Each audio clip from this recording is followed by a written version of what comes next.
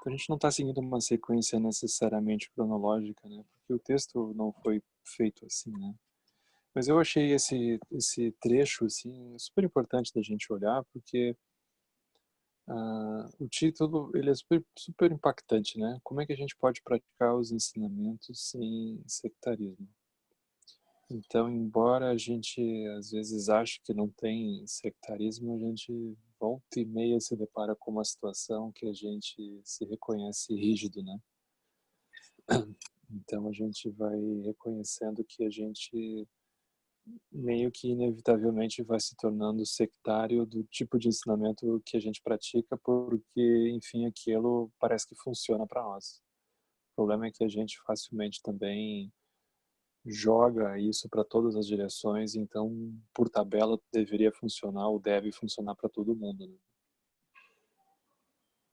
Uma outra coisa que me chamou muita atenção aqui é que é o ensinamento de Dudjom Rinpoche para tibetanos. Então a gente não tem, ou seja, é uma palestra, né? É um ensinamento aberto dele, né? Para os tibetanos, o que eu acho super raro da gente encontrar, né? Porque geralmente ou são ensinamentos tradicionais, assim, no sentido mais estrito que a gente vai reconhecer, ou então são já adaptados para o nosso mundo ocidental, né? Isso aqui é uma coisa, vocês vão ver na nota de rodapé ali, 39, que é uma palestra que ele ofereceu para monges e praticantes, provavelmente ainda nos anos 60, todos eles assim, ainda recém-saídos do Tibete, né? Então, ele vai trazer algumas coisas mais ou menos novas, assim, talvez para alguns de nós, né? Que é o fato de que, por exemplo, dentro do budismo tibetano, ou seja, os budistas tibetanos, eles vão ter níveis de sectarismo entre eles mesmos, né? Então, às vezes, a gente romantiza um pouco os budistas, né? Mas, como seres humanos, vocês já devem ter percebido que eles também têm um pouco de problemas, né? Então, como todos os seres, os budistas não estão livres disso, né? Então, não é que o budismo vai produzir um milagre que a pessoa, então, por ter se tornado budista, ela virou uma pessoa melhor, alguma coisa do tipo, né? Mas, inclusive, dentro do Tibete tinha várias complicações que surgiam por causa de brigas de linhagens e coisas do tipo, né? Até porque no Tibete, os mosteiros, as linhagens, elas tinham poderes políticos também, tinham poderes econômicos, que é uma coisa um pouco diferente do que a gente vê assim no Ocidente, né? Os centros budistas, eles não têm assim um poder político estatal, né? É como se fosse uma coisa um pouco underground, assim, que a gente está fazendo. Só que no Tibete eles eram um poder temporal também. Então aquilo era quase inevitável que as tensões fossem surgir entre as linhagens, né? Então, para o nosso contexto, embora a gente ache todas as linhagens budistas super interessantes, a gente eventualmente pode ter um nível de ranço com relação a outras linhagens que não necessariamente são budistas, né? Ou a gente pode pensar que os budistas têm um tipo de privilégio que os outros não têm. Enfim, qualquer coisa que possa surgir, né?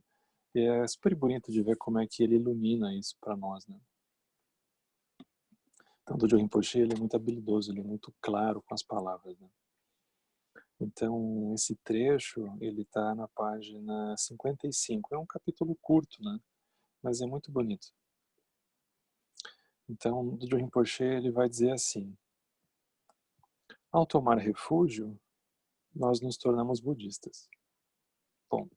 É como vocês vão encontrar várias descrições tradicionais, né? A pessoa se pergunta assim, qual é que é o ritual de passagem para virar um budista ou para alguma coisa? É quando a pessoa toma refúgio. Aí ele diz assim, pois bem, a raiz, o fator que nos leva a tomar refúgio é a fé. E esta, por sua vez, é a fundação do Dharma. Então, o refúgio só vai ser tomado, a pessoa só vai sentir um nível de conexão para tomar refúgio se ela tiver um nível de fé com relação ao caminho. E se não tiver um nível de fé, é como se o Dharma não se estabelecesse na vida da pessoa, né? Então, em duas frases, ele disse um monte de coisa, né? Então, a fundação do Dharma é a fé. E a fé é o que vai oferecer a possibilidade da pessoa tomar refúgio. Se a gente olhar nas nossas vidas, a gente está cheio de exemplos disso, né? A pessoa vai casar porque ela tem um nível de fé que aquilo vai dar certo, né? Ela não para pensar assim, botar na ponta do lápis, né? Mas ela tem um nível de confiança, né, naquilo, né? A pessoa vai andar numa direção que ela vai se mudar de uma cidade, ela vai arrumar um emprego de um certo tipo, ela vai iniciar um projeto, ela tem uma fé, ela tem uma confiança naquilo. Então aquilo também é o refúgio dela, né? Então é como se fosse, por um lado, uma constatação do nosso movimento, né? Então, ou seja, para alguma coisa funcionar na nossa vida, a pessoa tem que ter um nível de fé naquilo, né? Um nível de confiança. Então isso é a fundação do que a pessoa estiver fazendo. Na própria conexão com a prática, é a mesma coisa, né? No início, a fé e a devoção nos incitam a tomar o refúgio. Elas nos permitem, né, a fé e a devoção, elas nos permitem assimilar o refúgio e torná-lo parte de nós. Então é como se o que fosse consolidando o nosso refúgio com a prática fosse a fé e a devoção. Muito difícil da pessoa avançar se ela não tiver uma conexão de coração com a prática, né? Ela não tiver o mínimo de coração, de conexão com o Buda ou com alguma coisa nesse sentido, né? Muito pouco provável que vai funcionar, né? Que a própria prática da pessoa vai, de alguma forma, despertar, né? Então, o Dogen Rinpoche diz assim: se não há fé, não há refúgio. E sem o refúgio, nós não podemos absorver as bênçãos das três joias. Então, o refúgio, para estar estabelecido, para se estabelecer, tem que ter fé, tem que ter um nível de confiança nesse sentido. E se não tem isso, é pouco provável que as bênçãos das três joias derramem sobre a pessoa. Então, às vezes a pessoa volta e meia aparece assim, né? Eu já entendi tudo, faz todo o sentido, né? Eu já cansei de ouvir. Por que que não funciona? Porque a pessoa não tem fé naquilo, né? Verdadeiramente. Ela até gostaria de ter, mas ela não sabe como. Então, as bênçãos não vão necessariamente cair sobre a pessoa, uma vez que a fé, ela não está assim depositada, né? A fé significa também uma habilidade da pessoa ela se permitir ser conduzida por aquilo, né? Ela ter esse nível de abertura também, uma confiança, né? Então ele diz assim: portanto, nós devemos buscar a proteção nas três joias com uma confiança sincera e a convicção de que elas são as nossas guardiãs constantes e infalíveis, nas quais nós podemos nos apoiar sem reservas. O que significa isso? Significa que a pessoa talvez possa facilmente manter um nível de fé, de confiança no Sansara, né? Que alguma estrutura do Sansara vai oferecer um refúgio estável para a pessoa, vai oferecer um nível de estabilidade, vai oferecer um nível de segurança, vai oferecer um nível de proteção frente às circunstâncias do mundo. Então é como se esse nível de conexão ele impedisse que as bênçãos se derramem verdadeiramente. Porque embora a pessoa entenda aquilo, é como se, num sentido muito sutil, a conexão dela de estabilidade, de segurança, de qualquer coisa, ainda está na dependência de algo muito muito sólido do Sansara nesse sentido, né? Então, quando a pessoa começa a olhar com o olho do Dharma para as coisas, é como se ela visse que aquilo é a própria visão do Dharma que começa a inundar as coisas do Sansara. Então não é que ela abandona o Sansara no sentido de abandonar alguma coisa, mas ela permite que o Dharma consiga penetrar naquilo também, né? Então isso significa tomar refúgio. Então refúgio aqui é quando a pessoa descobre que não tem duas coisas para fazer, só tem uma. Que enfim é olhar com o olho do Dharma para qualquer coisa. E isso é o que vai fazer a pessoa realmente avançar, né? Vai fazer a pessoa ultrapassar as sensações que ela tem de estreiteza, as sensações que ela tem de ser derrubada por alguma coisa, né? As frustrações todas, né? Então isso significa tomar refúgio. Aí ele diz assim: nós devemos ter uma fé tão sólida quanto uma montanha imovível, tão insondável e ilimitada quanto o mar. Essa fé ela deve ser constante. Se ela for instável e apenas aparente, se nós tomamos refúgio só quando tudo está indo bem e estamos nos sentindo ótimos, será muito difícil que as bênçãos das três joias penetrem o nosso ser. Muito difícil. Então tem essa... Vocês vão ver as histórias dos mestres, é muito bonito, porque eles passaram por muitos perrengues, né? Por isso que eles são mestres, né? A habilidade deles de metabolizar obstáculos é enorme. Deixa eu ler O Senhor da Dança, que é a biografia do Rinpoche, tá cheio dessas histórias, né? Aí tem uma história, ele conta que ele estava num... Ele tinha perdido tudo, né? O Rinpoche várias vezes perdeu tudo. E ele estava numa certa vez andando, fugindo do Tibete, e ele estava só com um atendente junto com ele, né? E a comida tinha acabado. Na verdade, tinha acabado tudo, dinheiro, roupa, né? Ele estava com a roupa do corpo e um pouco de comida. A comida tinha chegado ao fim. Aí o atendente vira para o Rinpoche e pergunta: Rinpoche, e agora? A gente come ou a gente faz oferenda? Então, aí é uma pergunta capciosa numa hora dessas, né? Porque aí é o refúgio que vai dizer o que vai ser feito, né? Aí o Rinpoche não teve dúvida, ele disse fazer oferenda, claro. Então tem um nível de confiança, né? Um destemor, assim, na verdade, né? É um destemor de que é como se a gente precisasse disso, né? Que a bandeira do Dharma vai triunfar, né? Ou seja, a lucidez ela triunfa, né? Porque todas as outras coisas elas sempre vão desmembrar em algum momento, né? Mas a lucidez ela segue. Aí Rinpoche não teve dúvida, né? Aí eu não sei como é, ele não conta como é que aquilo se resolveu, mas eles resolveu, tanto é que ele veio parar aqui no Brasil, né? Muitos anos depois. Mas tem um nível de entrega dentro desse processo, né? Então isso é muito bonito, isso é um nível de fé aqui, né? Como me coloca, né? O refúgio está muito claro. Aí ele muda um pouco de assunto agora, né? O Rinpoche diz assim: considerado como um todo, esse mundo é um lugar onde a doutrina do Buda Shakyamuni apareceu, juntamente com os ensinamentos do mantra secreto, o Vajrayana. Em especial nas terras nevadas do Tibete, graças à compaixão de todos os Budas e ao mérito coletivo dos seres, os ensinamentos dos Sutras e dos Tantras apareceram juntos, como o sol surgindo no céu. Uma vez que nós somos atraídos por temperamento, pelo Mahayana, então aqui é muito interessante, né, por temperamento, porque pode ser que não surgisse dentro de nós um nível de conexão, de compaixão pelos seres, por exemplo, né? A gente poderia olhar para essa coisa de compaixão e achar que isso é uma coisa assim, descartável, né? Isso é para os trouxas, né? Mas aqui ele reconhece isso, né? Então, por alguma razão, o fato de a gente estar aqui reunido, a gente ter um nível de conexão com esses ensinamentos, a gente tem um temperamento que minimamente tem uma sensibilidade para isso, né?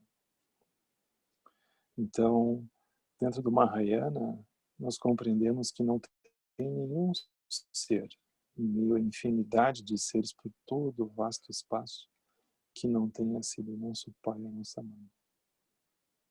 Então isso aqui é uma contabilidade um pouco cósmica que eles fazem, né? Porque eles dizem que a gente já morreu, já renasceu tantas vezes que todo mundo já foi pai de alguém, mãe de alguém, né? A gente já foi filho uns dos outros, né? Então, isso é desde um tempo sem princípio, né? Então é uma maneira deles reconhecerem, da gente poder reconhecer uns aos outros com um pouco mais de estima, né? A gente esquece, né? Então a gente reconhece também que em algum momento todos os seres já cuidaram de nós como fizeram os nossos pais dessa vida. Então é como se a gente tivesse não só uma gratidão, mas também uma sensação um pouco de dívida, assim, né, com os seres, porque eles cuidaram de nós, tá certo? Que com todas as dificuldades que eles também tiveram, né? Mas eles fizeram o que eles conseguiram, né? Então é como se ele diz assim, né? Por isso que a gente se sente responsável por todos eles, todos esses pais, né? Todas essas mães. E quando a gente recita um único mani, um único mantra, né, que seja, nós fazemos para o bem deles. Até mesmo quando nós fazemos uma única prostração, a gente faz por eles. Essa é a postura e a motivação do Mahayana. Essa é a base, né? Essa é a fundação das coisas. Aí na sequência diz assim, né? A gente pode compreender que a gente caiu no atoleiro do samsara, dos reinos inferiores. Contudo, se nós quisermos atingir a liberação apenas para nós mesmos, se a gente não tiver a altitude altruísta de querer levar a felicidade para os outros, a nossa orientação será do Hinayana. Seria uma orientação estreita, né? Não a do Mahayana. Se nós tomarmos refúgio apenas pelo desejo de chegar à liberação pessoal, essa atitude limitada nos permitirá apenas atravessar o caminho dos Shravakas e dos Pratyekabuddhas. Super difícil, né? A gente fazer essa transição, porque é como se a pessoa precisasse de um grau de liberdade interna, de reconhecer que mesmo que as coisas estejam favoráveis para ela, aquilo, no fim das contas, pouco importa, né? Porque ela olha para o lado, uma devastação só, né? Já começa pelas pessoas próximas de nós, que não têm a menor ideia, assim, profunda do buraco da coisa toda do samsara, né? Fora, sem falar das pessoas que a gente encontra, que a gente lê no jornal e assim por diante, né? Pessoas que a gente tem um tipo de conexão também, né? E aí nós vamos fazer o quê, né? Aí a pessoa começa a se achar até um pouco estranha, assim, né? Eu tô bem, ela descobre que ela não consegue estar bem sozinha, que nunca é verdadeiro. Então a gente vai precisar ultrapassar isso, né? Então isso é a motivação de Sravaka's do Pratyekabuddhas. Então tomar refúgio e cultivar a bodhicitta, tomar a decisão de atingir a iluminação para o bem-estar de todos os seres sencientes, isso é o alicerce preliminar para todas as práticas. Como se as outras práticas não fossem funcionar se a gente não olhasse para isso, né? Sejam elas quais forem, as nossas práticas são todas derivadas dos ensinamentos do Buda, a união dos sutras e dos tantras. Graças ao mérito que nós acumulamos, o Dharma do Buda veio para o Tibete. A gente poderia dizer assim, veio para o Brasil, né? A gente não lembra de ter acumulado esse mérito, mas a gente acumulou, né? Alguma coisa. Ele apareceu primeiro no reinado do rei religioso Sonsen Gampo. Isso foi por volta do ano 500, 600, né? Estabeleceu-se em definitivo na época do abade Shantirakshita, do mestre Padmasambhava e do rei religioso Trisondeuta. Isso foi uns 200 anos depois, já o ano 800, assim. E manteve-se até o presente sem se degenerar ou enfraquecer. Em consequência, e também porque o Dharma é riquíssimo, instruções adequadas às várias necessidades dos seres, toda uma gama de ensinamentos doutrinários apareceu no nosso país. Então isso aqui é bonito, né? Porque a gente já não consegue dizer isso com essa ênfase nos dias de hoje, né? A partir do que os chineses fizeram no Tibete. Isso aqui também é um pouco um registro histórico, né? Dos tibetanos. É muito chocante isso. Por terem sido traduzidos do sânscrito para o tibetano em diferentes épocas, nós falamos em traduções antigas e traduções novas. Dentro dessas duas categorias tem muitas escolas, mas todas são essencialmente iguais. De todas as linhagens do Buda, né? Não importa a cor, não importa a cara, não importa a língua, né? Não importa o tipo de prática que eles estão fazendo, né? Todas elas são os ensinamentos do Buda. Todas elas são as palavras imaculadas do próprio Buda. Desse modo, todas as diferentes escolas, sejam elas derivadas dos períodos mais antigos ou mais recentes de traduções, tais como as linhagens Nyingma, Kagyu, Sakya e Gelupa, na verdade são diferentes apenas no nome. Em essência, são todas uma única doutrina, a palavra do Buda. Então começa a surgir uma especialização budista dentro disso. Né? Você é aluno de qual mestre? E esse mestre, ele fez qual retiro? Ele recebeu qual iniciação? Ele veio de qual região? Aí é uma coisa quase como tem nas universidades, por exemplo. Você fez doutorado aonde? Né? E quem era o seu orientador? Mas e quem foi que você estudou? Você publicou aonde? Aí começa a surgir um samsara. Então, no budismo é igual. Então, aqui ele está equalizando isso, né? Ele está acabando com essa bagunça, né? Então, isso significa que, embora cada um deva seguir a tradição pela qual se sinta atraído, então ele não nega, né, o fato da importância de haver essa distinção de cores e de formas, né? Então, cada um deve seguir aquilo que se sente atraído. A gente não deve também imaginar que a gente deveria passar régua e agora, então, vai ter todo mundo como uma única cara, né? Ou seja, a diversidade é a riqueza. A gente nunca deveria tomar a liberdade de criticar as outras escolas. Assim, as outras tradições, a gente diria até, né? Não só budistas, né? Mas não budistas também. A gente nunca deveria tomar a liberdade de criticar essas escolas. Por quê? Porque se nós treinarmos segundo a nossa tradição, com fé e devoção, é certo que nós estaremos seguindo o caminho inequívoco do Dharma do Buda. Se por um outro lado, nós praticarmos com parcialidade e com senso de diferença sectária, tipo assim, nós e eles, né? Acreditando que a nossa prática é a única correta, e denegrirmos os outros ensinamentos, nós estaremos cometendo uma falta muito séria. O Buda disse que apenas ele e os que estão no mesmo nível que ele são capazes de julgar os outros. Ninguém mais. Pode dizer que nem julga, né? Porque o Buda não combina, né? Somado a isso, uma vez que as emanações de Budas e Bodhisattvas estão em todos os lugares, não critique os outros. Isso aqui é super importante, né? Ou seja, mesmo pessoas da Sangha, assim, né? Não deveria fazer isso, né? Para não dizer coisas que a gente fica vendo por aí, assim, não vou nem dizer lugares, assim, né? Então, não significa a pessoa se abster de uma posição, a pessoa, então, se abster de uma, uma capacidade de discernir, né? Se aquilo está correto ou não está. Ele não está dizendo isso, mas ele está dizendo para a pessoa não congelar o outro naquele lugar, né?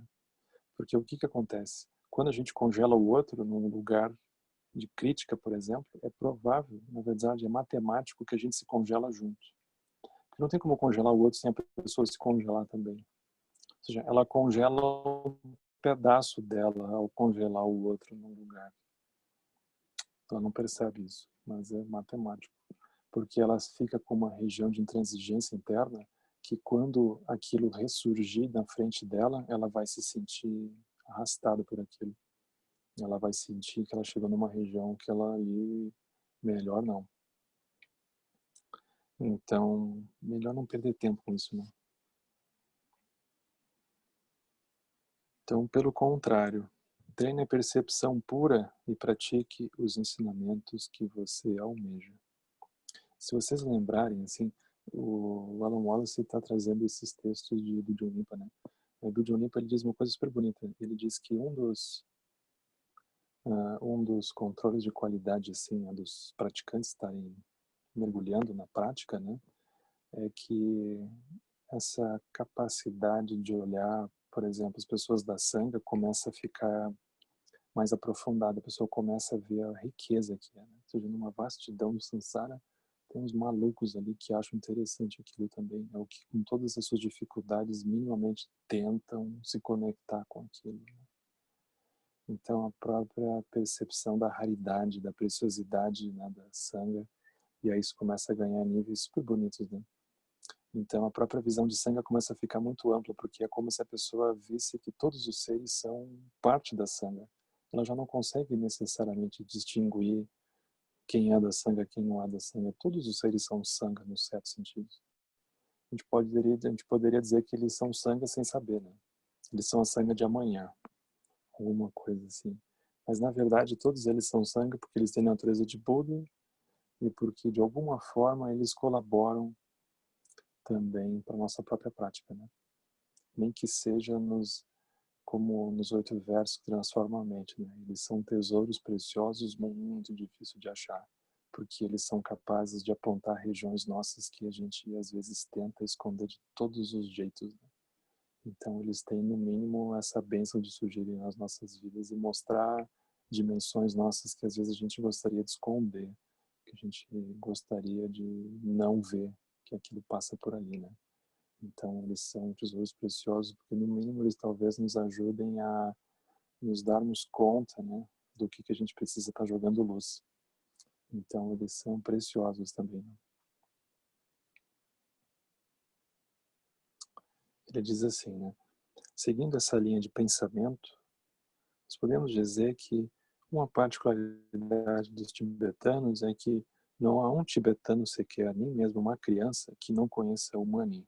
O Mani seria o Mani Padme Hum, né? O mantra.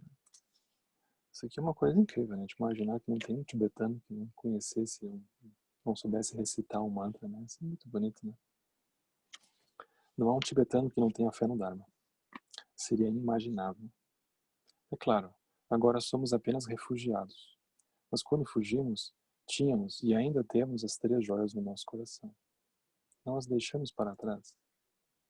Então aqui também é bonito de imaginar isso, né? Ele encontrando aqueles tibetanos refugiados, sem pátria, sem nada, né? E ele também acolhendo eles do jeito que ele consegue, arrumando, estimulando do jeito que ele consegue também os tibetanos, né? Muito compassivo dele. Então a gente deveria praticar com total confiança as 3 joias, unindo a infinidade dos ensinamentos do Buda em uma única essência. Afinal de contas, é impossível praticar todos os ensinamentos separadamente. Ninguém pode fazer isso, ou sequer pode saber como fazer isso. Então, a questão é como condensar todos esses ensinamentos e práticas em um só. O Senhor Buda disse: abandone as ações prejudiciais, pratique virtude, domine a própria mente com perfeição. Esse é o ensinamento do Buda. Então ele resume aqui, né? Porque, por exemplo, a gente tem muita coisa disponível, né? Então a internet é uma coisa sem fim, assim, de possibilidades para nós, né? Então, ao mesmo tempo que isso é maravilhoso, isso pode, por alguma razão, se transformar num obstáculo se a gente não souber lidar, né? É como se começasse a surgir facilmente um samsara do Dharma, que a pessoa começa a se sentir quase que em dívida, de achar que precisa agora fazer todos os cursos disponíveis e ouvir todos os ensinamentos que estão no YouTube e se inscrever nos retiros possíveis e ela não pode perder nada. Aí aquilo vira um samsara super estranho, porque o tempo passa e o que ficou, né? Aí a pessoa, ela começa a pular de galho em galho, mas aquilo não chegou a decantar, na verdade. Então o Dudjom Rinpoche também está dizendo isso, né? Ou seja, a pessoa precisa um sinal de maturidade, é como que a pessoa vai pegando e ela vai se dando, ela vai vendo aquilo o que aquilo está querendo dizer, né? Ela vai conseguindo perceber o local, o que aquele ensinamento está tentando oferecer. Aí a pessoa fica tranquila. Porque o que ela precisa mesmo é superar os obstáculos e atingir a liberação. E não ler todos os livros, e não ouvir todos os ensinamentos, e nem fazer todos os retiros, né? Porque senão vira uma gincana, simplesmente. Então aqui ele encontrou um jeito de dizer isso de uma forma super curta, né? Que é abandone as ações prejudiciais e pratique a virtude, e domine a própria mente. Aí ele vai agora explicar um pouco isso, né? Como é que a gente poderia entender isso. Então ele diz assim, bom, o que é a maldade? Né? O que é a negatividade? Então, a maldade é a ação que prejudica os outros. Tudo sofrimento, né? Ou seja, o outro é como se a gente oferece um movimento para o outro que ele não vai conseguir transformar em lucidez. Ele não tem as ferramentas, ele não tem a habilidade naquele momento de fazer isso, né? Então aquilo vira um peso, né? Ademais, é dito que nós não devemos apenas evitar prejudicar os outros no presente, mas devemos também evitar fazer coisas que nos prejudiquem no futuro, como resultado de um karma negativo. Então é como se a pessoa tomar um cuidado com o próprio karma dela, né? Não apenas com relação aos outros, mas ela tomar cuidado com ela mesma, porque aquilo vai voltar de alguma forma, né? Então esse cuidado é um cuidado que a pessoa tem para preservar as condições de vida humana preciosa dela, vamos pensar, né? A gente não para pensar muito na realidade da vida humana, né? Da vida humana preciosa, ou seja, é um conjunto de condições assim fenomenais, né? A gente já olha assim, quantos anos da nossa vida a gente levou para abrir uma janela na qual o budismo pudesse se aproximar de nós, né? O budismo é super antigo, ele sempre esteve lá, mas a gente levou um tempo para que aquilo pudesse se aproximar, né? Mesmo que aquilo se aproxime, aquilo leva um tempo, né? A pessoa não consegue fazer uma transição mínima, se não em alguns anos que seja, né? Então tudo leva um tempo. E a pessoa não para pensar muito que ela precisa ter um nível de um vasto conjunto de causas e condições, né? Ela precisa ter um pouco de tempo para fazer isso. Ela precisa de ter um pouco de saúde, né? Tem que ter um corpo funcionando minimamente para fazer isso acontecer. E ela precisa um conjunto complexo de coisas, senão a mente dela não vai abrir espaço para aquilo acontecer, né? Então é um pouco esse cuidado que a pessoa tem também, né? E o que é a virtude? Virtude é um bom coração, é o desejo de beneficiar os outros. Isso é o que nós chamamos de bodhicitta, um bom coração. Se nós tivermos um bom coração, se nós desejarmos o bem-estar dos outros, se beneficiarmos os outros e a nós mesmos, nós estaremos praticando a virtude. Tem vocês já devem ter ouvido o Lama falar várias vezes, né? Eu acho super bonito isso. Mas ele diz assim, né, que quando a pessoa começa a falar sobre a generosidade, é porque a generosidade desapareceu. A pessoa começa a falar sobre virtude, é porque a virtude desapareceu. Então a gente poderia pensar que aqui, quando a pessoa está praticando a virtude, ela não está assim pensando, eu estou sendo virtuoso, ela está simplesmente fazendo o que ela acha que tem que fazer. Agora, se ela para e começa a pensar e ter que explicar e verbalizar, é como se aquilo já tivesse desaparecido. Então, é importante a gente lembrar disso, né? Então, a virtude, ela depende exclusivamente de um bom coração. Nós podemos muito bem recitar a oração no refúgio, mas se nós nutrirmos pensamentos maldosos, de nada adiantará. Como diz o ditado, com boa motivação, todas as bases e caminhos são excelentes. Com uma má motivação, todas as bases e caminhos são arruinados. Isso aqui tem cara de ser um ditado tibetano, né?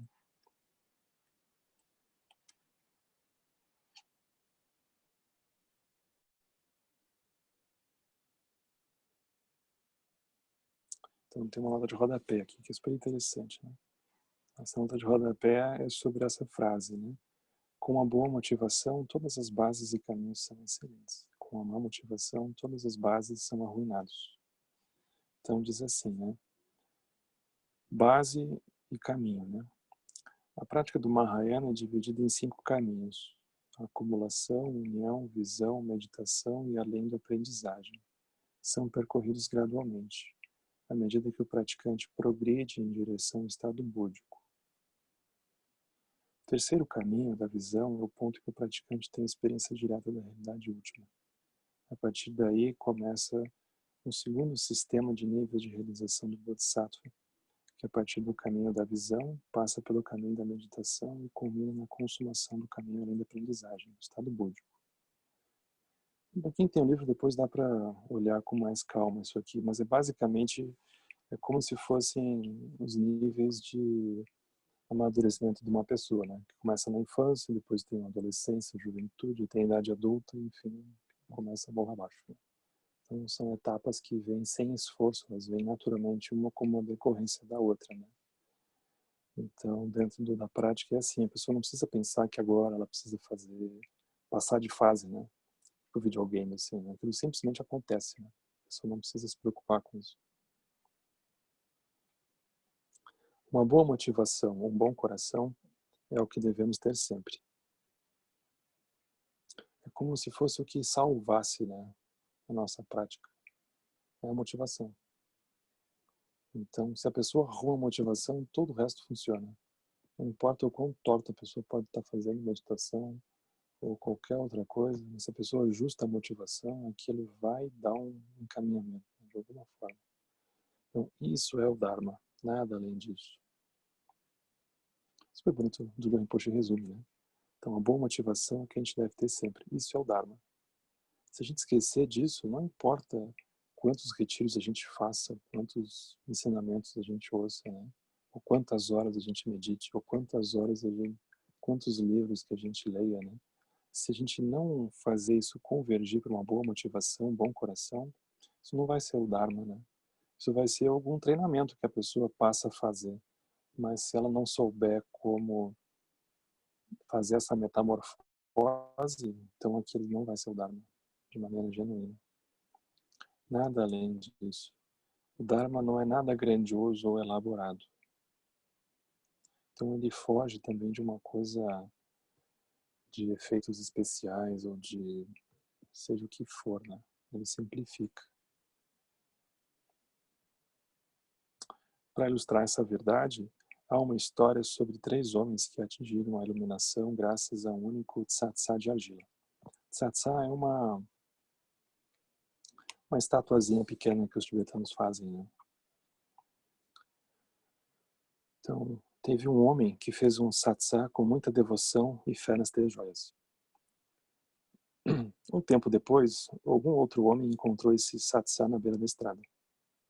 Ele concluiu que se esse satsá ficasse naquele lugar desprotegido, a chuva poderia danificar. Como não havia por ali nada com que pudesse cobri-la, ele tirou a própria bota e colocou sobre o satsá. É uma estatuazinha, né?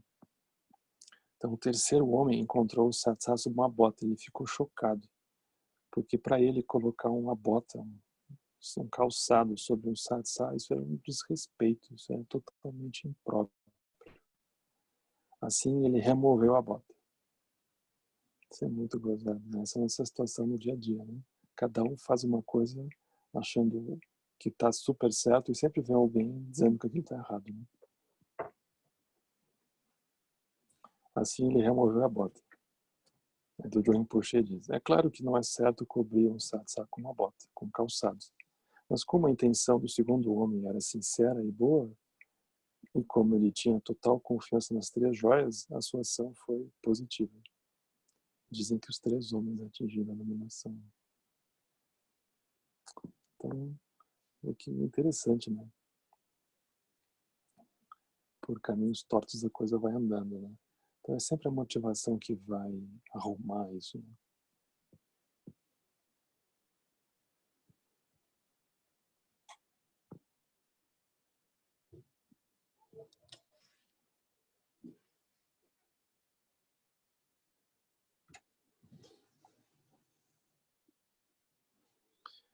Aí ele segue, né? Então, o Buda disse que nós devemos domar a mente por completo. O verdadeiro agente de tudo o que nós fazemos, né, bom ou ruim, é a mente. No fundo do nosso ser, todos nós desejamos a mesma coisa. Nós queremos ser felizes, nós não queremos sofrer. Agora, é por causa disso, desse desejo de procurar felicidade e evitar o sofrimento, que surgem os 3 obscurecimentos, quais sejam desejo, aversão e a ignorância. E o que eles trazem é sofrimento.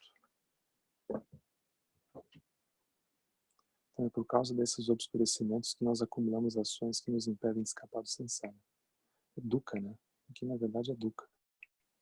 Então, porque a gente tem algo que a gente quer, a gente instantaneamente não quer uma série de coisas, inclusive que aquilo não dê certo, né? E aí a gente se fecha para uma série de outras coisas. Então aquilo acaba cobrindo a nossa visão, né? Então, desse modo,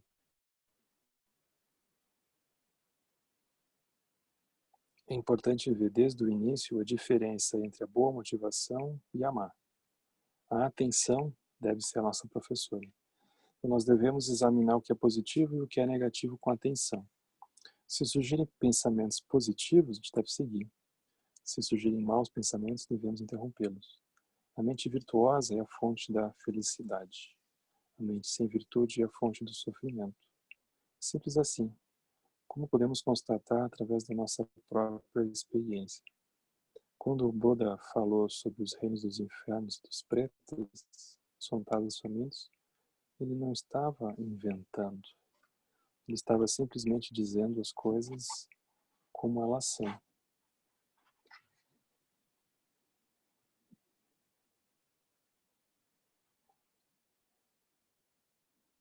Então, a gente não para pensar muito nisso, a gente vai parar por aqui no texto, né? Mas tem essa visão tibetana budista, né, super profunda, né, que o fato de que a felicidade, né, o bem-estar, não vem de outra coisa que não das ações virtuosas, né? E o sofrimento ele vem de ações não virtuosas. E a gente não costuma jogar luz nisso, né? A gente segue achando que a felicidade vem do fato de a gente conseguir se mudar de cidade, ou a gente muda de alguma coisa, ou a gente consegue fazer um upgrade na vida e assim por diante, né? A gente consegue se livrar de não sei bem o que. É como se a gente não jogasse a luz nisso, né? Mas é o único jeito que vai realmente surgir essa habilidade da pessoa conseguir, em primeiro lugar, estar consigo mesmo, e em segundo, ela gerar um nível de apreciação por aqueles com os quais ela se relaciona. Então, isso é inevitável, né? Enquanto a gente não jogar a luz nisso, né? Ou seja, a pessoa cuidar das ações, né? Cuidar do mundo interno, minimamente tentar iluminar isso, é pouco provável que mesmo que ela vá tendo vitórias no samsara, que aquilo vai se transformar em bem-estar. Não vai. A gente está cheio de exemplo disso por aí, né? Mesmo pessoas que tiveram níveis assim super vitoriosos no samsara, com super aflições e super complicações assim por diante. Então aqui esse caminho de simplificar, né?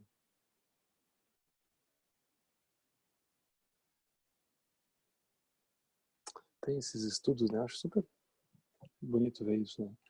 Que eles vão dizendo que depois que a pessoa atingiu um nível de patamar assim da vida, né? Ou seja, minimamente consegue pagar as contas, ou minimamente consegue ter um nível de estabilidade assim no samsara, o aumento do salário não se traduz em aumento de qualidade de vida, né? No sentido interno da pessoa, né? Daquilo vai simplesmente passando e não muda necessariamente alguma coisa, né? Então, vocês vão ver que fora do próprio Dharma já vai surgindo um pouco essa constatação. Mas isso não necessariamente se reverte ou se transforma num caminho que a pessoa possa trilhar e então sair disso, né? Mas já é uma constatação interessante. No mínimo, a pessoa tira um pouco a ênfase e o peso de correr cegamente numa coisa dessa, né? Imaginando que ali ela vai encontrar um nível de segurança, né? Não vai. Mas a gente viu bastante coisa do texto, eu queria deixar um tempo para a gente conversar também, né?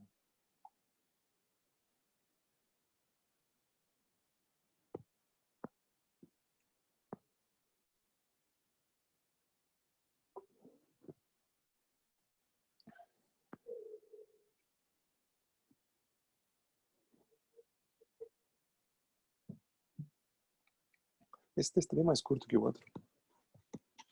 Vocês vão ver. Para não dizer que semana que vem a gente já termina, né?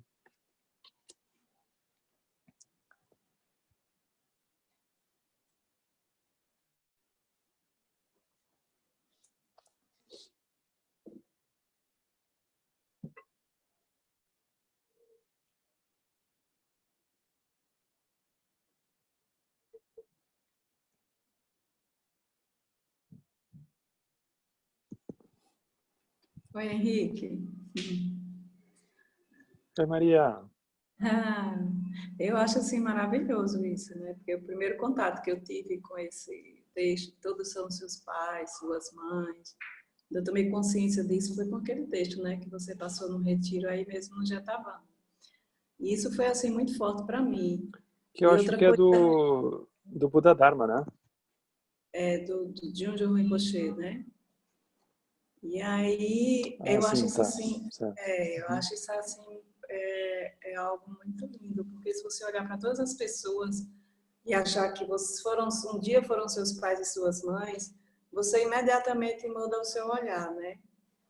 E outra coisa assim que eu acho muito profunda é quando você não congelar o outro naquele momento ou as pessoas estão sempre em transformação, sempre em mudança, né? E às vezes congelam, a gente é muito difícil a gente não congelar o outro numa atitude que ele teve, ou boa ou ruim, né? E a gente achar que o outro é É, aquilo e fica difícil das pessoas compreenderem que, que a pessoa não é aquilo, né? Todos temos a essência do Buda. Isso é um tema assim muito profundo, gosto muito. E como o Lama diz, né? Até um assassino, uma pessoa que você, ela não é, essa pessoa não é aquilo, né? A gente olhar para o outro, que ele, dependendo do momento que a pessoa está vivendo, a pessoa às vezes faz algo que é inadmissível, né? Mas a gente não congelar um assassino e achar que ele vai ser para o resto da vida, né? Vai ficar com esse um karma que ele vai ter, né? Mas eu estou assim, o extremo, né, de um assassino, como o Lama disse. Porque foi algo assim muito importante para mim, no momento quando eu assisti um retiro do Lama, ele achar, porque na Igreja Católica, pelo menos a igreja que eu participei a maior parte da minha vida, a gente tem o sentimento de culpa, né, pelos atos, pelas coisas, de como a gente agiu, de como as coisas erradas que fizemos, que todos fazemos em nossas vidas, né, consciente ou inconsciente. E aí a gente fica com aquele sentimento, trazendo aquilo no coração para a vida toda, né? E depois que eu conheci, lendo esses textos assim, é uma transformação mesmo na vida da gente, para a gente mudar o olhar, né? Virar o olhar assim uhum, e ver que a gente não é aquilo e que as outras pessoas, a gente olha para dentro e a gente olha para o outro também, né? Isso tem sido assim algo muito profundo. Eu acho muito lindo. E realmente a gente legal. põe em prática, sabe? A cada momento da minha vida, a cada coisa que acontece, sabe? Eu acho que eu estou olhando o outro de uma forma mais compassiva, com compaixão. Isso é assim, isso não tem preço. É transformador mesmo, tem sido, claro, né, que tem muitos erros ainda, mas eu acho que tem contribuído muito, né, eu acho isso maravilhoso. E gratidão pelo seu Uma empenho. coisa muito que eu acho muito surreal nessa coisa é que, por exemplo, às vezes a pessoa pensa, ah, mas eu tô me doando muito pro outro, eu tô fazendo muita prática pro outro. E eu fico pensando nos outros, assim. Mas é uma coisa muito surreal disso é que o maior beneficiário acaba sendo a própria pessoa, né? É, Então, é como se fosse um foco meio mágico, né? Porque a pessoa pensa que ela está olhando para o outro, mas ela não consegue falar do outro sem falar dela.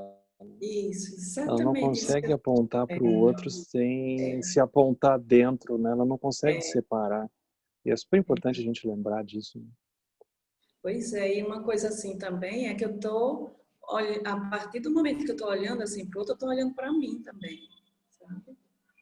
Eu não tô, tô tendo compaixão por mim, coisa que eu não tinha. Então, em alguns momentos, eu me anulava completamente pelo outro, mas eu sei que eu sinto que para que eu possa estar presente, estar podendo fazer pelo outro, eu tenho que fazer por mim, né?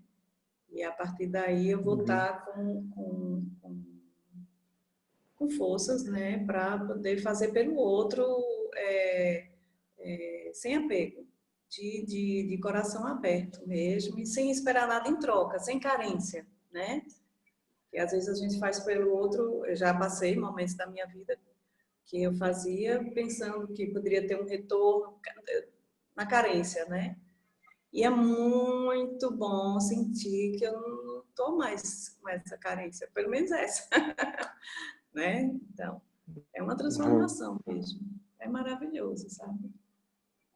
Eu só tenho muita gratidão pelo Dharma, por vocês que contribuem para a gente ter essa compreensão, né? E a meditação, que é através dela que a gente acessa e adquire, né? Que abre a mente, abre o espaço. É realmente é isso. Legal.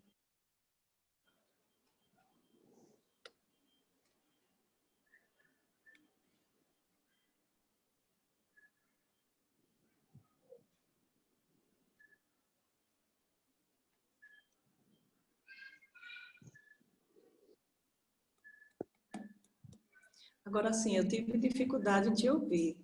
Eu acho que o som está muito baixo, ou não sei se é a internet, né?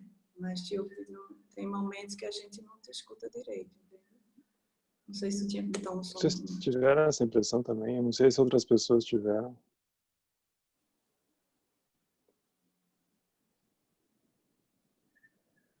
Eu também tive, Henrique.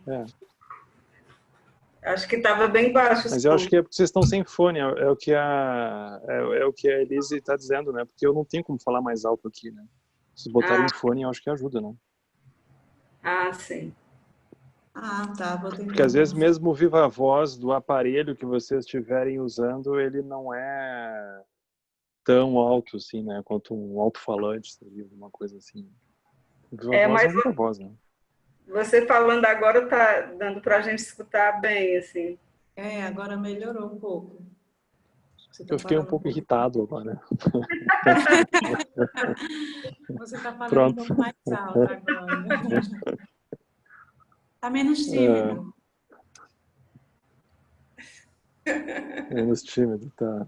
É uma caixinha de som aqui também ajuda. Vou olhar esse negócio de tímido. Acho que uma caixinha de som Caixinha de som, ajuda. também é.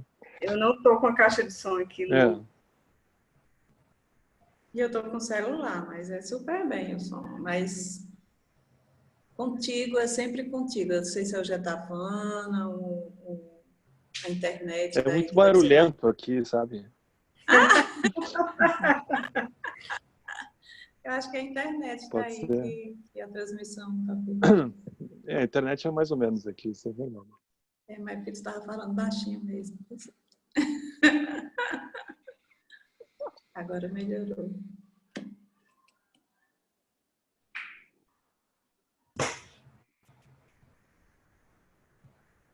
Bom. Então, acho que é isso, né?